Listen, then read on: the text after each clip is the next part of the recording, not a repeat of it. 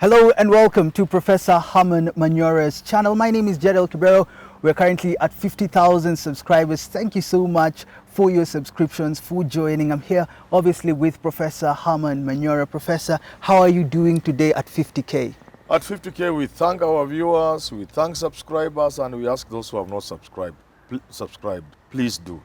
Let us grow together. Okay, today we are having this special conversation. We're speaking about the expectations from the Appellate Court with regards to Constitutional Amendment Bill 2020, the Building Bridges Initiative. We are expecting to either see it upholding the High Court ruling on the same or invalidating it because it was called unconstitutional, null and void, Professor. Yes. What are you expecting to see? What are you expecting to hear tomorrow? It is unpredictable. Unpredictable? It's not anything you can say, no. This is a different terrain. Oh. It's a different thing. It's a different game. You see, and it's unfortunate. Yeah. The judiciary is supposed to be predictable to a very reasonable degree. To know maybe it will invalidate because especially in matters of appeal, you appeal on specifics, matters of law and whatever, you know. Yeah. So you can make an intelligent guess.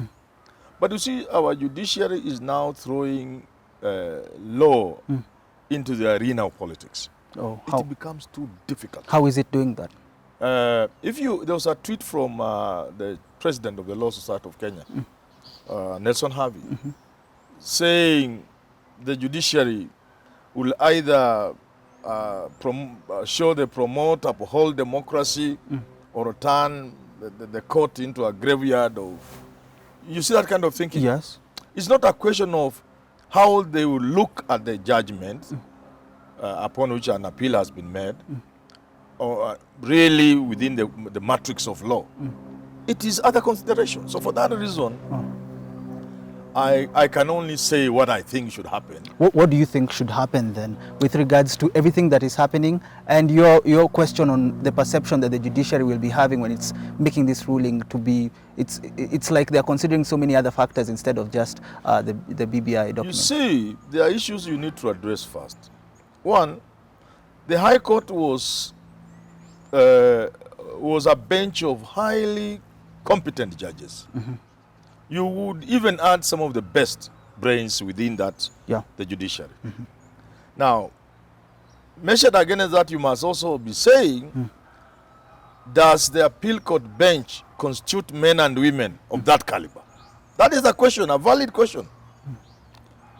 Number two, there is a perception that has been created in the country, a big perception, that what the High Court did was something unprecedented, something that shows the independence of the judiciary, something that is what should guide even other jurisprudences, other countries. And therefore, when the judiciary at the appeal court is addressing this, these are some of the issues that could unfortunately guide it. That we could see, if we look at the law, we could set aside this judgment.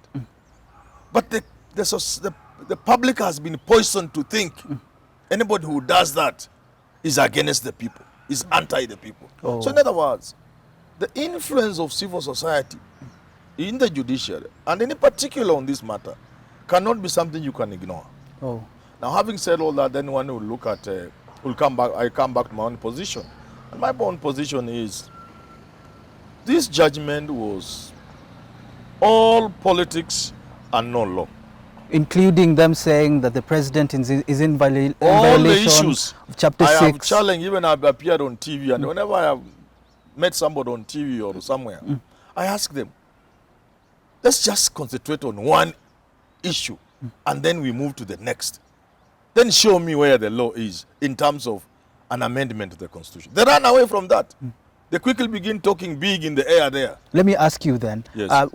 Do you think it is a problem with the president initiating the BBI initiative? Do you think it should have been a problem? First, it is a principle in law that you should depart from the text if it is not clear. And where it is clear, stick to the text. What is the written word saying? And you can only depart from that for very good reasons. to go in what people call the spirit, there must be a very good reason. So if you look at the text, there is nothing to stop the president from being, for going into popular initiative. Yeah. That's strictly from the law, the text of the law. And I'm not seeing anything, even in the spirit of the law, to suggest the president can. Now, let's use logic. You know, when you are trying to understand something, you can understand evidence, using evidence. Yeah.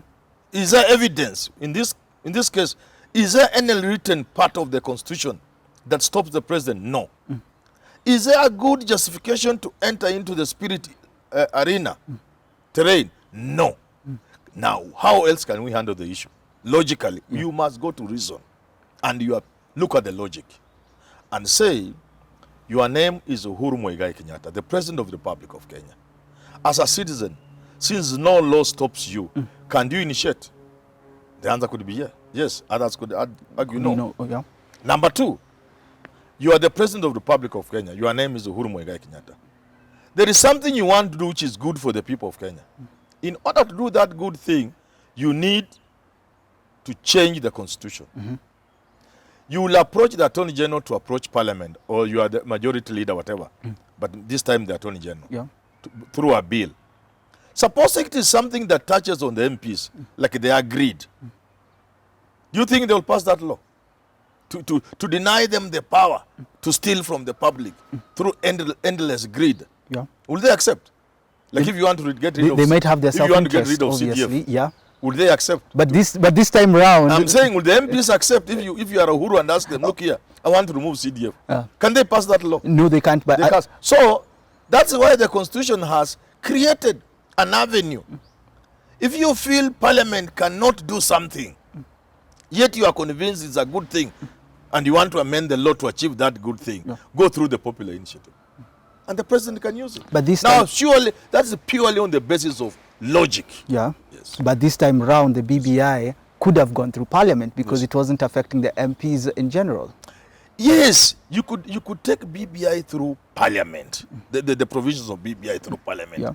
But if you had a better reason why you didn't want, and they could have, even me, I wondered, why didn't they take this thing through Parliament? I also wondered. Yes. And we discussed this thing with a friend of mine and my PA Bruno. And what we arrived at with Bruno was, perhaps Raila and Uhuru wanted people to own this thing completely. But there was no reason why they couldn't take it through Parliament. It was possible. But they have own reason. But to the extent nothing stops them, they can still do it. The High Court also had an issue with the task force that was brought up, calling it unlawful entity, several other issues being brought up, making the BBI seemingly as if the creators of it did not know the Constitution. Would you say the High Court made the right ruling considering all these issues? You see, the High Court is simply mixing things. BBI as a popular initiative, as an initiative by Uhuru and Raila. Yeah. Somebody could go to court, and I think people had gone to court. So why is Uhuru using taxpayers' money to do this thing, which even if you were to agree with it, the way it was constituted was not according to the dictates of the Constitution, public participation, blah, blah, blah, blah, fair recruitment, and all that kind of things. Yeah. That is an issue to be addressed by the High Court in another forum. Yeah. What I want everybody to know about BBI is one. There were people who wanted to amend the Constitution. Point number one. Point number two, there are other Kenyans who have moved to court to stop them from amending the Constitution. Yes. My argument is, you can only stop them from amending the Constitution by going into the Constitution and pointing out at what they have violated in that Constitution. Forming of BBI as a whatever it is, has its own issues. They have nothing to do with what? Amendment of the Constitution. Yeah. Why? The amendment of the Constitution, according to the Constitution, starts when you approach BBI, the IEBC. The IEBC. That's where it starts. So it doesn't matter who initiates it. It doesn't matter. I have even given an example. You could be passing somewhere and you see Bunge la Wananchi, Jibanji. Then you stop to listen. Then you find they have very good issues. Then you pick up from those issues and craft a bill to amend the Constitution. Nobody will ask you, oh, because you went to Jivanji, who sent you to Jivanji? No, that's not how the constitution works. Okay, if the appellate court upholds the ruling by the High Court, would you say that now reggae has been stopped? You see, reggae could have been stopped in one form. It could reappear in another form. They could go through parliament. They could still meet the same hurdle. They could ignore it altogether and concentrate on getting power and change some of the things that they can do using the power they have. You know, if Raila becomes president next year, if he gets, the kind of power he will then have, the legitimacy. And you see, Ruto will have been so vanquished, he will not have much force. So the forces that are now arraigned against BBI will be so silent after defeat that now once in office in the first year, Uhuru and Raila can do a lot. They can now change the constitution the way they want. Because they will have the power. Yeah, and the others would have been muted. Do you see it being appealed to the Supreme Court? And if it does, do you see anything being changed at all? If the appellate, do you think the appellate ruling will be the final one as of now? It will be final because I do not see how the Supreme Court can change anything that the Court of Appeal will have said. They will have distilled everything. They will have made everything so clear. I don't see the Supreme Court changing anything. Unless, and I fear, the judiciary, when you look at most judgments in this country, rulings and judgments, you realize it's not always they are clear. They are not as clear as a Ngugi bench. This High Court decision, I love it because it was so clear. There's no room for beating about the bush. A very clear, well-written judgment. It is almost the first. From the others task are force. even the Supreme Court nullification of Uhuru's, after nullifying, around before, they are just meandering. You can't see even what they are saying. This was a very clear judgment. You get it? Yes. Extremely clear. So I don't expect after the BBI, after this thing has gone to the appeal court, being this clear, I don't see the appeal court also meandering. So they'll be very clear. The only thing I fear, they could revert to the old judiciary. Which judiciary? Which means there are about 19 or so issues. It was 19 and 21. They could dismiss many of those, almost all of them, and leave 2 or 3 hanging. 2 or 3 hanging? Yeah. Now, when you leave those 2 or 3 hanging, BBI can't continue. You have stopped it, but you haven't stopped it. That's when the Supreme Court will now come in. What in that case, what the appeal court will be doing will be playing to the gallery and to the law. You see? They police the gallery, but transfer responsibility to the law, to the Supreme Court. They give the Supreme Court the short end of the stick. So you think that the ruling that will be made could be a ruling that is not that can be changed afterwards? First of not all, very clear. No, they expect them to give a very clear ruling or judgment. To that extent, if the judgment is as clear as it should be, it'll be a waste of time for any party to. But they leave room for the Supreme Court. No, if it is clear, it will be useless to go to the Supreme Court. But they could also be clever and stand in between. Agree with the High Court on almost everything, but leave 1 or 2, which they say, this one they dismiss. This one they, that. But to the extent that what they are leaving means you cannot continue with BBI, they will be transferring the trouble to the Supreme Court. Would you say now that it's been almost a month, why would you say it has taken this long for us to hear the ruling of the appellate? 2 reasons. One, our judiciary is lazy. Just like any other institution in this country. It's lazy, not creative, not imaginative, with little intellectual power, especially laziness. If you listen, if you watch proceedings in the High Court of Kenya, the Supreme Court, you are left with no doubt these are lazy bench. These are lazy judiciary. Why? Because it takes longer? No, because the judge just sits there. Listen to people make a lot of... Because our judicial, the system we approach is adversarial. So let the people fight. Let the lawyers fight. Let counsel fight.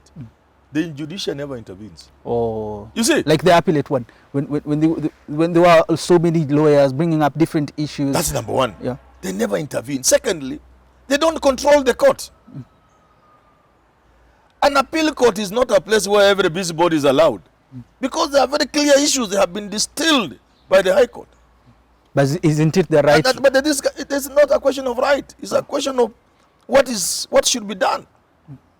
There's an appeal before us over issues that have been determined. Why are you giving every busybody a chance to come and say the same things everybody else has said? Some of them just preaching. Would you say that would interfere with the ruling? What? Would you say when lawyers no, come now out we are still at the level of why it has taken too long. Yes.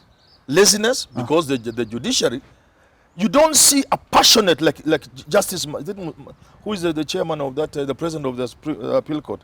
Masinga or Musinga? Masinga. Masinga. Yes. You can see that brain. You can see the other guy. Yeah. There were two, Nyaga and... yes. You can see the interrogation is what I'm talking about. An intellectual bench, a judge who is following, passionate and can see what's going on. Yes. And can question. That will help you in arriving at the judgment quickly. But others just sit. Then you have to shift through. So the management of the case itself, how much time do you give a litigant? How many litigants, how many lawyers will appear for the same litigant? Yes. How much time do you give them? How much submit in terms of volumes, in terms of words? And I always like referring to the Hague, the ICC. It's very strict. Your time is strict. The number of pages or number of words, very strict. That's why. And that's why it has delayed. So you're saying that the High Court under Daniel Musinga was better than the appellate in terms of hearing? No. The hearing was it's quite an intellectual bench. That's why they were able to handle those things so clearly. But even the Masinga one, I'm saying the reason why there's a delay, one is the normal way in which we conduct proceedings in the court. By way of intellectual exposition, how the judges, you can see they understand the issues when the case is going on. They're interacting with the case, with the litigants, with the counsel. You see? Yes. And I'm giving an example of Masinga himself and the Nyaoga, and there was another one I've forgotten. Yes. So that kind of thing is rarely in our bench. So that contributes to the length in hearing a case and determining the same. Secondly, I've talked about the management of the case itself. The management of a case starts with the status conference. And the most important thing during that conference is what are the issues to be determined. It can be everything. And that's what you felt with the Court of Appeal. There was so much being brought that was irrelevant. And that's what even the High Court. The High Court allowed itself to listen to everything. So I asked myself, there were about, 8 or 9 litigants with about 19 or so issues. Supposing there were 50 litigants. All of them with issues. Yes. Supposing there were 300 issues. The court must isolate the issues that are, and how do you isolate the issues? Somebody wants to amend the constitution. Somebody else is stopping. What does the constitution say? That way, you not listen to things like whether Uhuru can be sued or not. What relevance has such a thing got to do with what is at hand, with amending the constitution? I'm asking, would you say that this will interfere with the ruling and the minds of the judges when making the determination? It could. And how? Because if you have allowed something to be so crowded, even you are a human being. One of the reasons why you want to make a good judgment on something is to do what we call discrimination. You remove certain things, so you remain only with those things that are relevant and are clear and have a bearing on the issue you are addressing.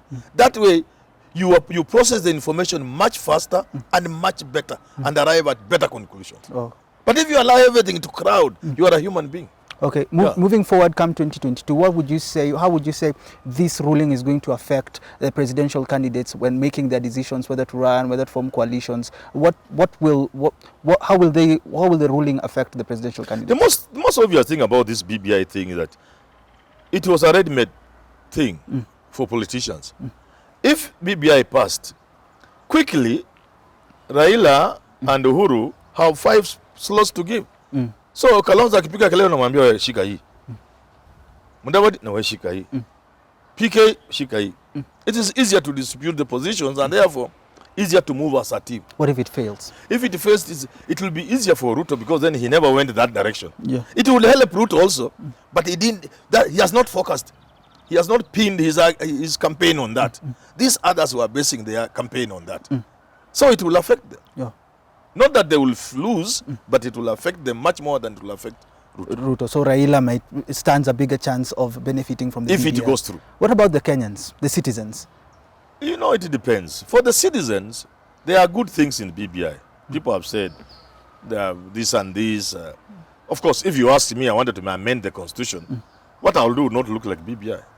I will address things that have a bearing on the problems that affect this country.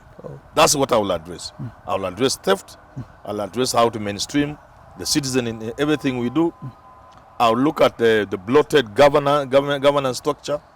I'll look at things like devolved units. 47 they are not viable. They are not sustainable. Yeah. They can only drain the exchequer.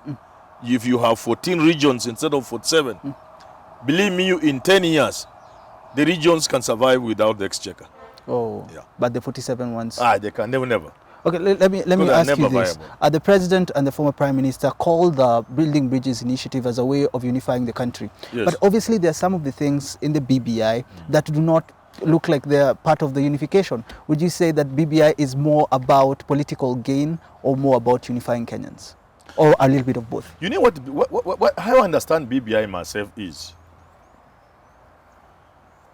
this country has, unfortunately, been viewed by a majority to belong to a few. To be very, very specific, other Kenyans other than Luos, other than Kikuyus and Kalenjin have never been made to feel part of this country. So I think that inclusivity, and it's being addressed in many ways. And I think this idea of the expanded executive is one major way of addressing it. Yeah. In other words, if people are going to be going into an election as a team, and where that team is unlikely to be made of people from one or two communities, just to give an example. Yes. If Raila is running for president, with the BBI having gone through, he will be running with somebody earmarked for prime minister, for deputy prime minister, for deputy prime minister, and perhaps for two or other bigger positions. Yeah, in the executive. Leader opposition, Speaker of Senate, Speaker of National Assembly. Yeah. So it's like 9 or 10 positions. If you run with a team like that, Ruto will also be running with a team. Duale is there, prime minister. So and so, so the whole of Kenya is in each team. Oh. And finally, we'll be having like just 2 major teams. Oh. Each team having representation from across the country. So that to me is a major way of solving our problem. How about the other factor that there are several parts of the BBI amendments that would be more of political gain, like including constituencies in different, expanding constituencies in the country? You know, there's something many Kenyans have a problem understanding. It is our own problem that is leading to bloated governance structures. What we call trust is lacking. When you have a trust deficit, everybody cannot trust things will be right until their person is there. You get it? Yeah. That deficit of trust deficit, is what is making even the commissions have many people. So that you have somebody from Coast, somebody from Nyanza. So you have a commission that will just need to have 3. And the constitution provides for 3 up to 9. Yeah. It will have 9. Ndio mjaluo akwe ndani, mjui nani akwe. You see, trust deficit. We cannot believe things will work if our person is not there. So that is why we are linked to this stupid bloated cabinet. What do you call it? Parliament. Parliament is already too bloated, if you ask me. And in 2010, when we were making this constitution, we all agreed. 200 and was it 90 constituents. There were too many. Everybody agreed, even Raila. But it was convenient to have them. And now, coming from Mount Kenya, there's this talk of unfairness. 1 man, 1 vote, 1 man, 1 shilling is what they are pushing for. That they are this franchise. And they fear Kenya is inevitably moving into a parliamentary system. Whether it is now, tomorrow, from Bomas of the Moi time to to the current constitution and the compromises that were made at Naivasha, because it was a parliamentary system, to the weak parliamentary hybrid now that is in BBI, we are finally moving into a parliamentary system. Now, the people from around Mount Kenya are aware that this country will one day, sooner than later, be a fully parliamentary system. And that's why they're where the head of the CEO of this country will be determined by members in parliament. And they are feeling so badly disenfranchised because you go to a place like Juja constituency, Ruiru constituency. The number of voters in that constituency is the number of voters in 15 other constituencies for one constituency. So they are saying how? The principle of one man, one vote doesn't seem to be working. So that is what is perhaps responsible for this extra 70. It is a stupid thing, but we are responsible for it. What would you say to people that argue that some of the things in the Building Bridges initiative cannot be possible, including the increase of revenue to the counties? Would you say that there are parts in the constitution that need to be omitted, in the Building Bridges initiative that need to be omitted? Of course, any document will have things that you can remove and things that you wish to add and things that can remain. Any document. How about the revenue sharing part? This of 35%? Yeah, 35. You know, it depends on how you want me to look at it. Yes. If I look at it using my ordinary eyes, like an ordinary Kenyan, it's a good thing. From 15 to 35. But impossible. Why impossible? For two reasons. It is not true that the 15% has never been given.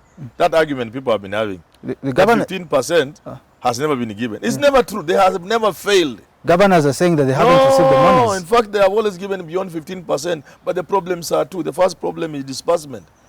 There are delays in disbursement, which is affecting even us at the university, capitation. Treasury is delaying in disbursing for reasons, again, you may go into. The other reason is the 15% can move to 35% because there is money, but that is being stolen. Once you stop theft, there will be enough money. But that is if you allow me to look at these things as an ordinary man. But if I look at these things intellectually, I will tell you that's not the way to go. That's not the way to go. It's not a question of giving counties money. First, we must agree that 47, like I've said, is too much. They are not viable. Reduce the regions. If you can't reduce because politically it's difficult to cancel the counties, let them remain. But gang them up in regions and give regions the economic arm. With the current counties remaining with the political arm, with the strong representation in the regional government that controls the economic arm.